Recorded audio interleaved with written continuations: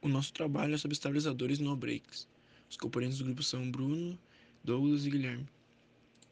Estabilizadores. Conceito. O estabilizador é um equipamento que tem a função de proteger aparelhos eletrônicos das variações de tensão que recebe da rede elétrica. Portanto, suas tomadas devem trazer energia estabilizada, diferente da energia que vem da rua, exposta a variações. Como funcionam? Os estabilizadores geralmente são compostos por um fusível de proteção, uma chave seletora de tensão da rede, tomadas de saída para ligar os aparelhos, uma chave para ligar e desligar e uma proteção para a linha telefônica em alguns modelos.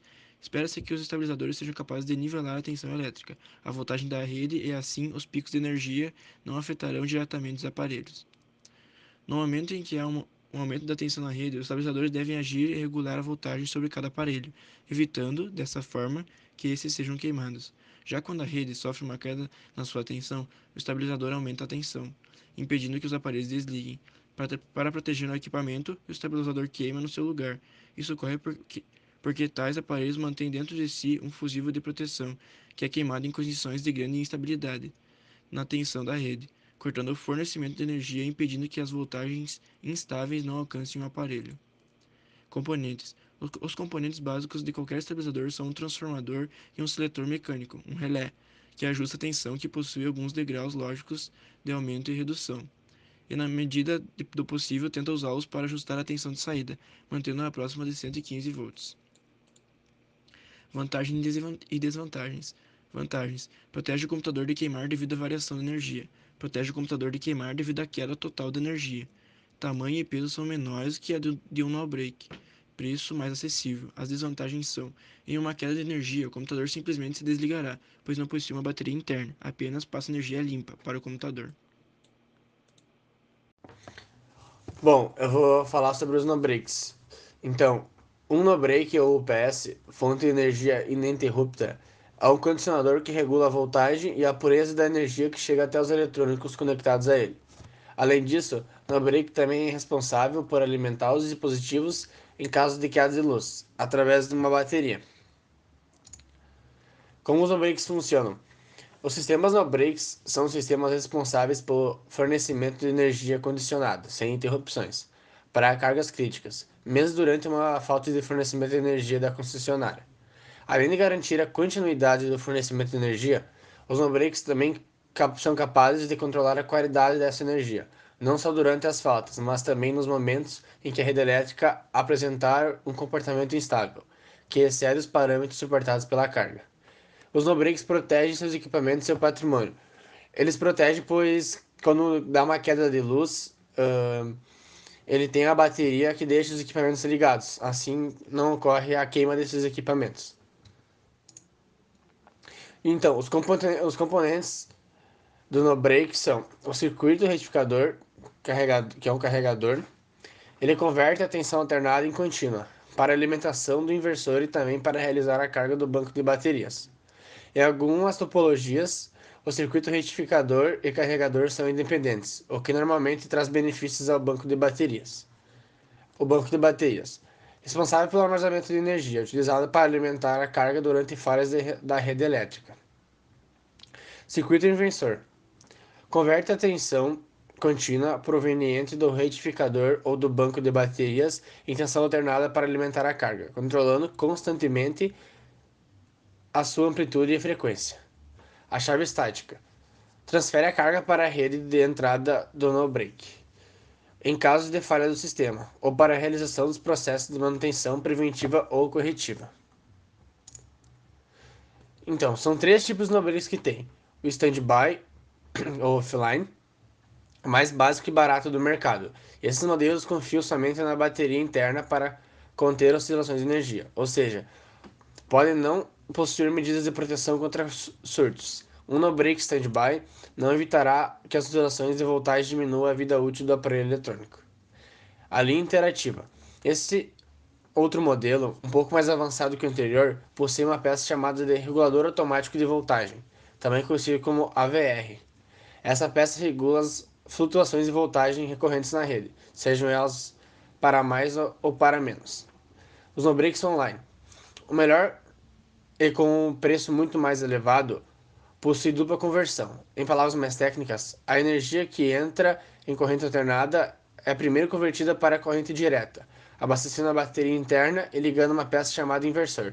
O inversor converte novamente a energia para uma corrente alternada, porém limpa e de voltagem constante. Seu custo é muito elevado e seu uso é recomendado para servidores de empresas, que utilizam muitos dados, hospitais e órgãos governamentais.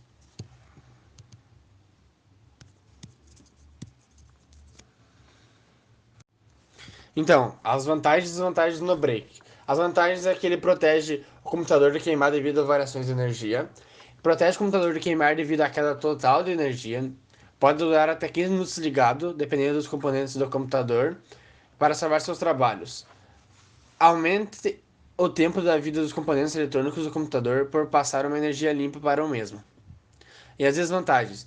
A desvantagem é o tempo de vida útil da bateria do no-break dura em média 2 a 3 anos, sendo necessária a troca do mesmo para poder continuar funcionando adequadamente após este período. Seu tamanho é devidamente maior, assim como seu peso, graças à bateria interna. Seu preço é relativo maior também.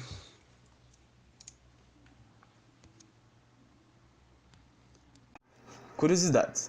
Um fato interessante que as pessoas geralmente não sabem é que quando ocorre a queda de energia, o computador não danifica, pois a energia está sendo cortada. Os danos ocorrem quando a energia retorna, pois ela nunca volta na voltagem padrão, sempre oscilando para mais do que a média indicada, podendo assim queimar equipamentos, mesmo sendo bivolt. Por que os estabilizadores estalam? Porque usam interruptores mecânicos, uma forma de proteção ineficiente e que pode prejudicar mais do que ajudar. Os motivos para instalarem são os mais variados, entre eles defeitos no próprio aparelho e variações na rede elétrica, além da falta de um aterramento adequado e muitos equipamentos ligados ao mesmo tempo. Como devo escolher um estabilizador? Primeiro, aplicação. Aparelhos como informática, eletrodomésticos, áudio e vídeo, entre outros, por terem características técnicas distintas, requerem estabilizadores de tipos diferentes.